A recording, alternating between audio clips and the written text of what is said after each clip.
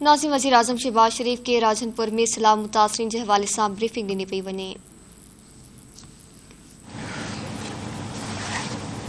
ये sir health services हैं, mobile team है क्योंकि हमारी बहुत सारी पॉपुलेशन सर अंदर है। अभी भी जो मोबाइल हॉस्पिटल वो यूज़ कर रहे हैं सर अंदर बोट्स पे सर जा रहे हैं क्योंकि पानी इनडेटेड सर एरिया से। लेकिन मेन रोड पे कर सकते हो। जी वो भी यूज़ कर रहे हैं मोबाइल हॉस्पिटल जी। तीन अभी नए, दो अभी नए उन्होंने दिए थे सर, एक पहले था हमारे पास था सर, क्योंकि हमारे पास जहाँपुर में भी सर इशू है, राजनपुर में भी है, रुझान में भी है सर। एक मोबाइल हमने रुझान में रखी हुई है सर, एक हमने राजनपुर में रखी है। मेन रोड पे चलाते हैं जी सर। सर ये हमने टोटल पर्सन अब तक जो ट्रीट किए हैं सर, साथ साथ ये फॉगिंग एक्टिविटीज़ भी चल रही हैं और अलाइड जो फैसिलिटीज़ हैं सर वो भी हम प्रोवाइड कर रहे हैं सर। ये सर वेटरनरी सर्विसेज यहाँ की mainly livelihood sir life stock है, तो उसको भी सर हम कैटर फॉर कर रहे हैं। मोबाइल टीमें भी हैं सर हमारी, और साथ साथ सर उसकी ट्रीटमेंट भी और वैक्सीनेशन का भी सर फिगर रख रहे हैं, और साथ साथ फॉर्डर भी सर नेक्स्ट प्लेस। ये सर सर्वे है जो इनिशियल हमने सर्वे का सर करके ये बोर्ड ऑफ रेवेन्यू को सबमिट कर दिया सर, DGPDMA को भी सबमिट कर दिया sir for compensation sir. We are waiting. जी जी थैंक यू सर।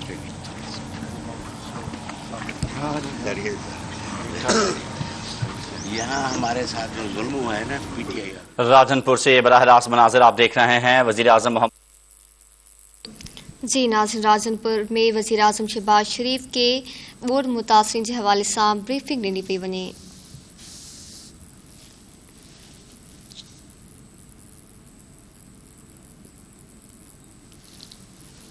वज़ीर आज़म शहबाज शरीफ के राजनपुर में बोर्ड मुतासरीन की इमदादी कार्रवाई बाबत ब्रीफिंग ॾिनी पई वञे।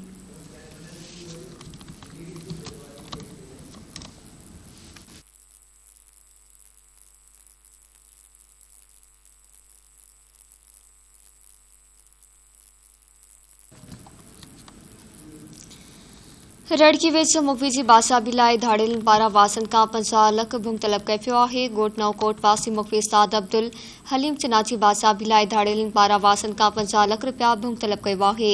मुखवी जे पीउ जो चवणु आहे त मुखवी पुट अब्दुल हलीम चना खे ट्रेनी अगवा कयो पियो।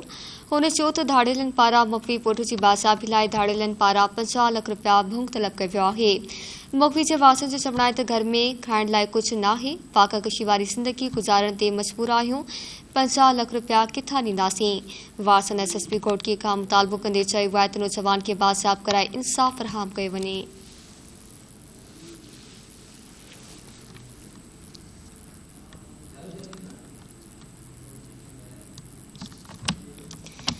ठारू शाम में कला बरादरी की बिंदुरेन में मामूली ॻाल्हि झेड़े दौरान औरतन समेत 7 ॼणा ज़ख़्मी थी पिया आहिनि। कला बरादरी की बिंदुरेन में झेड़े दौरान लठियों ऐं स्रोटा लॻण सबब औरत समेत 7 ॼणा ज़ख़्मी थी पिया, जिनखे अस्पताल मुंतकिल कयो वियो आहे। ज़ख़्मियुनि में हिकु औरत ऐं पीरसन खे गणती जोगी हालत में नवाबशाह अस्पताल मुंतकिल कयो वियो। ज़ख़्मियुनि में मिसमात सुगर, शबाना, राहिब, मिसमात, इरशाद, जाम एहसान समेत 7 ॼणा रतो रत थी पिया आहिनि। मुतासिर धुर जो चवणु आहे त चौपाई माल जे विढ़ण तां जवाबदारनि लठियुनि सां संदन घर ते हमलो करे 7 गर्भातियुनि खे ज़ख़्मी कयो आहे। हुन चयो तहसील दाख़िल करण बावजूदि पुलिस जवाबदारनि खे गिरफ़्तार न पई करे।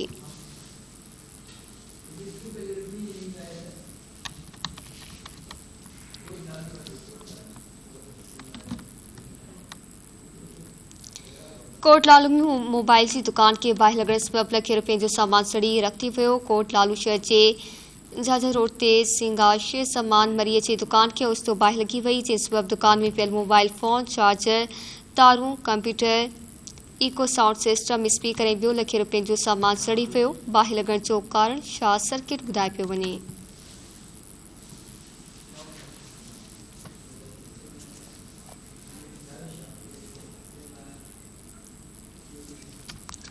ठारू शाह वेझो गैस्ट्रो विघे वधीक 2 ॿारड़ा फौत थी विया आहिनि। हफ़्ते अंदरि गैस्ट्रो विघे फौत थियल ॿारनि जो अंग वधी 5 थी वियो आहे, जॾहिं त केतिरा ई ॿारड़ा ऐं पीरसन गैस्ट्रो में वरितल आहिनि।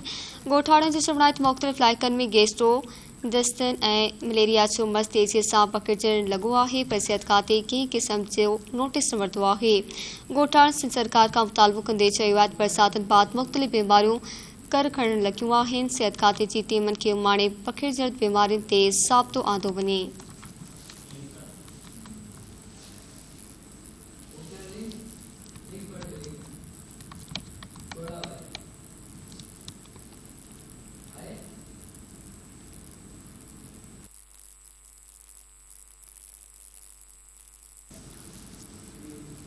नासिक खुड़ा में शहज़ादे क़ासिम जी सेज़ वारो जुलूस मंज़ूर हुसैन मेमण जी बारगाह खां बरामद कयो वियो। ॿियो ज़ुल्झना वारो जुलूस वॾेरे अला बख़्श सतो जे पिण तां बरामद थियो, जिन अबलवा पुल ते पहुची मरकज़ी जुलूस जी शक्ल इख्तियार करे वरिती, जिते अज़ादारनि नुआखानी ऐं सीनाज़नी कई। जुलूस जे मौक़े ते सिक्योरिटी जा इंतज़ाम इंतहाई सख़्त कया विया। पेश आहे खुड़ा मां धरती टीवी जे रिपोर्टर सदाम हुसैन नारूजी जी हीअ रिपोर्ट।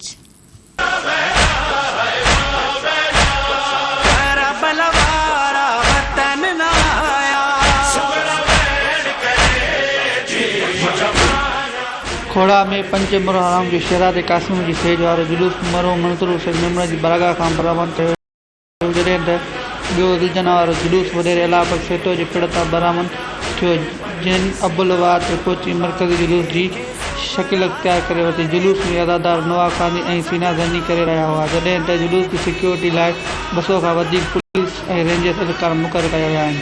उन मौक़े ते जुलूस में शरीक अज़ादार धरती टीवी सां ॻाल्हाईंदे चयो त जेको आहे सो ये निकिरंदो आहे मंज़ूर हुसैन मेमण जे उन त पिण तां ऐं ख़तम बि मंज़ूर हुसैन मेमण जे पिण ते थींदो।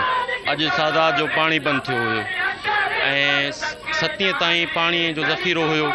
7 तारीख़ सादात जो पाणी बि ख़तमु थी वियो। उन सादात जे प्यास खे यादि कंदे सबीलूं ऐं आज़ादारी थिए थी पई। साईं ये जुलूस जेको आहे सो तक़रीबन 100 साल खां मथे थी चुको आहे। ये सेज मुबारक जेका ॾिसो था, इहा आहे मौला सरकार हसन अलैहिस्सलाम जे वचड़े मौला क़ासिम अलैहिस्सलाम जी जेका ये ज़ुल्झना मौला हुसैन जो आहे। ये सेज जेका आहे सा ज़वान मंज़ूर हुसैन जे इमाम बारगाह खां मंज़ूर जे पिण ताईं वेंदी आहे। खोड़ा खां 3 किलोमीटर ॿाहिरि आहे जेका मंज़ूर हुसैन जो पिण। ॿई ज़ुल्झना ऐं सेज उते वेंदा आहिनि। ही उते अज़ादारी थींदी आहे, मातमदारी थींदी आहे, मजलिस अदा थींदी आहे। शाम जो वरी इहो साॻियो ई सिलसिलो वरी इहो ई रूट सां वरी वापसि मंज़ूर हुसैन जे इमाम बारगाह ते इख़्तिताम थींदो आहे ऐं ज़ुल्झना सहते वॾे अला बख़्श जे इमाम बारगाह ते थींदो आहे। ऐं क़दीमी मातमी जुलूस आहे सेज जो, अॼु जो न आहे, इलाही वक़्त खां आहे। असांजी उमिरि खां बि इलाही जो अॻु में जो आहे ऐं हीअ हलंदड़ आहे, रवां दवा आहे। ऐं जेको आहे सो इख़्तिताम इंशाअल्लाह सिजल ते खां पोइ जेको आहे साॻी जाइ ते जातो निकितो आहे उतां ई जेको आहे नहर थींदो। जुलूस मंज़ूर हुसैन जे पिण ते पहुचंदो, जिते मजलिस मुनक़द थींदी, जंहिं बाद साॻिया जुलूस साॻे रूट सां पंहिंजे पिणनि ते नहर थींदा। सदाम से नारे जो धरती टीवी खोड़ा।